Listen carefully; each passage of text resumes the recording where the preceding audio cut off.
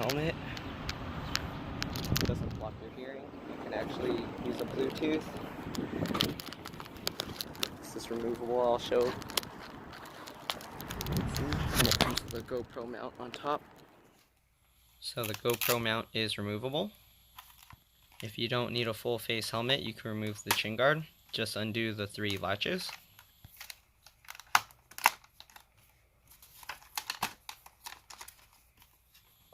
Then unhook the back latch like this, pull the sides apart, and then you can set it aside.